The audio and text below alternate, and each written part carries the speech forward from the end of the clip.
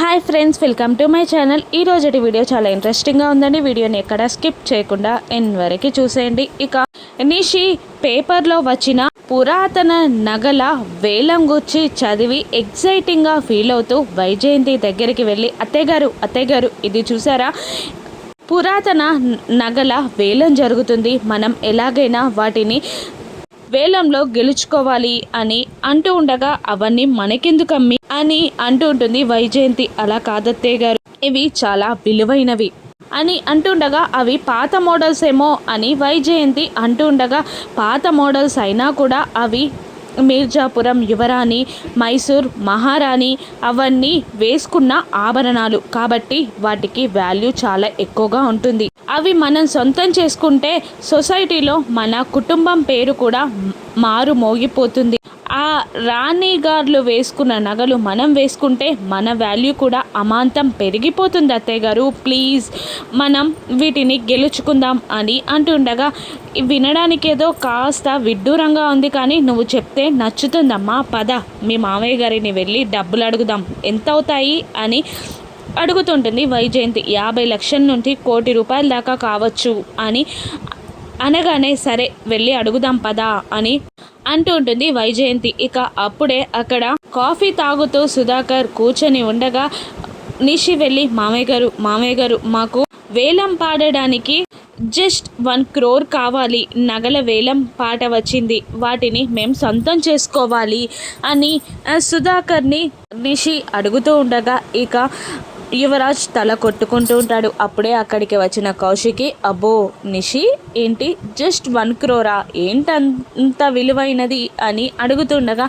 మహారాణిలా విలువైన నగలు వదినా, కాబట్టి మనం వాటిని సొంతం చేసుకుంటే సమాజంలో మన వాల్యూ కూడా పెరుగుతుంది అని అంటూ ఉంటుంది నిషి. అసలు నీకు మైండ్ పనిచేసే మాట్లాడుతున్నావా? అదే మోడల్లో మనం చేపించుకున్నా కూడా 50 లక్షల కన్నా ఎక్కువ కాదు, కానీ వాటికి నువ్వు 1 crore తగిలిస్తాను అంటున్నావు.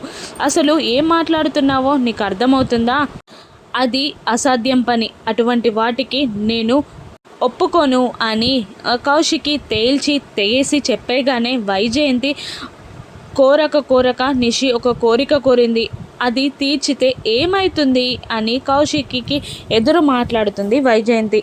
పిన్ని అది కాదు పిన్ని, తను నగలు కొనుక్కోవాలి అంటే ₹1 కోటి ఇస్తాను, కానీ ఇటువంటి వాటికి నేను వ్యతిరేకం, ఇది కుదరదు, మర్చిపోండి అని అంటూ ఉంటుంది కౌశికి. ఇక నిషి అంటే, నా ఇష్టానికి ఈ ఇంట్లో వాల్యూ లేదా? ఇంటి కోడలికి ఎటువంటి హక్కులు అర్హతలు లేవా? నాకు ₹1 కోటి కావాలి అంతే, నా ఇష్టానికి వాల్యూ లేనప్పుడు నేనెందుకు ఇక్కడ అని అనగానే, ఆ డబ్బులు ఏమీ ఊరికే రాలేదు బాబాయ్, నేను ఇంట్లో వాళ్ళందరూ కష్టపడితేనే వచ్చాయి, రూపాయి పోగేస్తేనే వచ్చాయి, కాబట్టి నేను మాత్రం ఒప్పుకోను, కావాలంటే నీ డబ్బులు పెట్టి కొనుక్కో అని అనగానే కోపంతో రగిలిపోతూ చూస్తూ ఉంటుంది నిషి. ఇక జగదాత్రి, అది కాదు నిషి అని ఏదో చెప్పబోతుండగా, ఆపు, నువ్వు నాకు చెప్పాల్సిన అవసరం లేదు అని అరుస్తూ ఉంటుంది కేదార్. ఇటువంటి వేలం పాటలలో డూప్లికేట్ నగలు కూడా ఉంటాయి అని అనగానే సుధాకర్ కూడా, అవును అది కూడా నిజమే అని అనడంతో, నాకు వాల్యూ లేని చోట నేను ఉండడం వేస్ట్, కానీ ఇక్కడ నాకు వాల్యూ లేదు, కానీ నా పుట్టింట్లో నేను మహారాణితో సమానం అని అంటూ ఫోన్ పట్టుకొని కోపంగా రూమ్లోకి హడావుడిగా వచ్చేస్తుంది.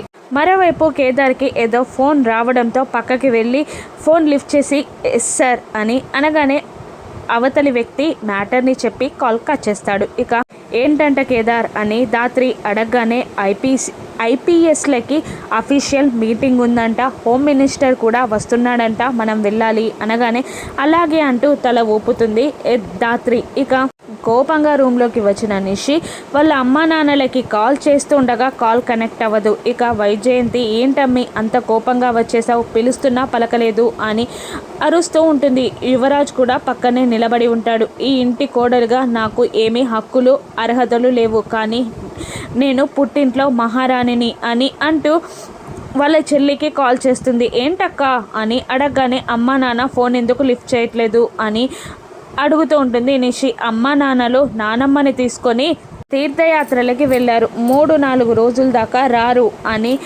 అంటూ ఉంటుంది. ఇక నాకు ఇప్పుడు ఆ నగలు కావాలి, నేను డబ్బులు ఎలా అడ్జస్ట్ చేయాలి అని నిషి కంగారు పడుతూ ఉండగా ఇంతలో యువరాజ్ సరే నీకు నేను ఒక ఐడియా ఇస్తాను అని అంటుంటాడు. నువ్వు చెప్పే ఐడియా వల్ల ₹1,00,00,000 వస్తాయా అని నిషి ఆశగా అడుగుతుండగా ₹1,00,00,000 కాదు 10 కోట్లు వస్తాయి. నువ్వు కౌశికి అక్క రూమ్లోకి వెళ్ళి ఒక చెక్ని తీసుకురా అనగానే గార్డెన్లో కూర్చొని ఉంటుంది కౌశికి. ఇక మెల్లిగా రూమ్లోకి వెళ్ళి ఒక చెక్ని తీసుకురాగానే మొబైల్లో కౌశికి సైన్ని చూసి ఫోర్జరీ చేసి ఇదిగో బ్లాంక్ చెక్, ఇప్పుడు ₹1,00,00,000 ఏంటి 10 కోట్లైనా నీ దగ్గరికి వస్తాయి అని యువరాజ్ అంటూ ఉండగా ప్రాబ్లం ఏమీ కాదు కదా అని అడుగుతూ ఉంటుంది నిషి. ప్రాబ్లం ఏదైనా ఉంటే నేను చూసుకుంటాను అని అంటూ నిషి చేతిలో బ్లాంక్ చెక్ పెట్టేస్తాడు కౌశికి సైన్ని ఫోర్జరీ చేసి యువరాజ్. ఇక పదండత్తయ్య మనం నగలు తెచ్చుకుందాం అంటూ నిషి వైజయంతి వెళ్ళిపోతారు. మరోవైపు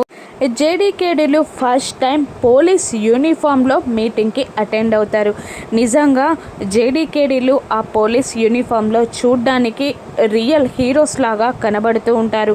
వాళ్ళు స్టెప్స్ ఎక్కి పైకి వెళ్తూ ఉంటారు. ఇక అప్పుడే త్రిపాఠి కూడా అలాగే డ్రెస్ వేసుకొని అసలు ఈ జేడీకేడీలకి బుద్ధి లేదు, అందరూ సుపీరియర్స్ వచ్చినా కూడా ఇంకా వాళ్ళు రావట్లేదు, హోమ్ మినిస్టర్ వచ్చాక వస్తారేమో అని అతను నసుగుతూ ఉండగానే జేడీకేడీలు వచ్చి అక్కడ కూర్చుంటారు. త్రిపాఠిని కోపంగా చూస్తూ ఉంటారు. పక్కనున్న ఆఫీసర్ని జేడీ ఇంత అర్జెంటుగా మీటింగ్ ఎందుకు ఏర్పాటు చేసినట్టు అనగానే నాకు కూడా తెలీదు జేడీ అని ఆన్సర్ చెప్తాడు. ఓ అని అనుకుంటూ ఉంటుంది జేడీ. ఇంతలో ఒక వ్యక్తి లోపలికి రాగానే గుడ్ మార్నింగ్ అని అంటూ కొంతమంది ఆఫీసర్స్ లేచి నిలబడతారు. అప్పుడు త్రిపాఠి అతను హోమ్ మినిస్టర్ కాదు, హోమ్ మినిస్టర్ బామ్మర్ది ఆది, కేశవులు గారి బామ్మర్ది అభి, అతని పిఏ అనగానే కొందరు కూర్చుంటారు. ఇక ఏంటి పిఏకి మాత్రం నమస్కారం చేయరు ఆఫీసర్స్, మీ ట్రాన్స్ఫర్స్ అయినా ప్రమోషన్స్ అయినా నా చేతిలో ఉంటాయి అని అతను బెదిరించగానే కొందరు సలాం చేస్తారు. ఇక ఆదికేశవులు నవ్వుతూ వచ్చి కూర్చుంటారు. ఆ పిఏ ఆదికేశవుల పైన సెటైర్స్ వేస్తూ ఉండగా నా నెత్తి మీద శని దిగిపోయే వరకు నీలాంటి శనిగాన్ని పక్కన పెట్టుకోమన్నాడు కాబట్టి ఊడ్చుకుంటున్నాను అని కొరకొరా చూస్తూ ఉంటాడు ఆదికేశవులు ఆ అభిని. అందరినీ పరిశీలనగా చూస్తూ ఉంటారు ఆదికేశవులు. అప్పుడు జేడీకేడీలు మాస్క్ పెట్టుకోడు ఉండడం చూసి ఏంటి నీ పేరేంటి అని కేడీని అడుగుతుండగా కేడీ అని ఆన్సర్ చెప్తాడు. ఆ కేడీ ఏంటయ్యా ఆ విచిత్రమైన పేరు, నీ పేరేంటమ్మా అని అడగగానే జేడీ అని చెప్తుంది జగదాత్రి.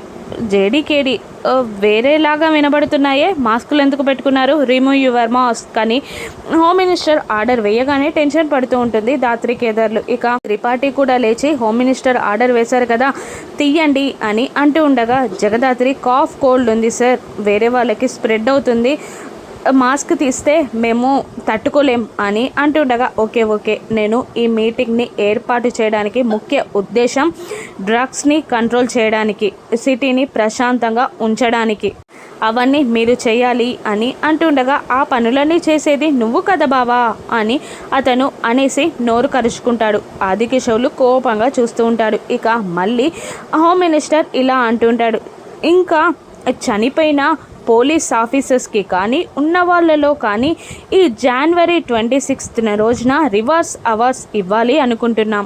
మీలో ఎవరైనా ఇంట్రెస్ట్ ఉన్న వాళ్ళు ఉంటే చెప్పండి, ఎవరికైనా మీరు ఇవ్వాలి అనుకుంటే చెప్పండి అని హోమ్ మినిస్టర్ అనగానే త్రిపాఠి పైకి లేచి నాకే ఇవ్వాలి అనుకుంటున్నాను సార్, నేను డ్యూటీని చాలా బాగా చేస్తాను అని అంటుండగా అందరూ నవ్వేస్తారు. ఇక ఇంకొక ఆఫీసర్ లేచి పైకి నిలబడి ఒక ఆఫీసర్ ఫోటోని చూపించి ఇతనే నాకు రోల్ మోడల్, నేను ఇతనికి ఇవ్వాలి అనుకుంటున్నాను అని అనగానే జేడీ పైకి లేచి కావ్య ఫోటోని ప్లే చేసి ఈ మేడం గారికి నేను అవార్డ్స్ ఇవ్వాలి అనుకుంటున్నాను అని అనగానే కావ్య ఫోటోని చూసి గుండె జారిపోతుంది ఆదికేశవులకి. ఏంటి బావా ఫోటోని చూడగానే అంత తడబడిపోతున్నావు అని అంటుంటాడు అభి. ఇక తను ఎప్పుడో చనిపోయింది కదా అని ఆదికేశవులు అంటూ ఉంటాడు.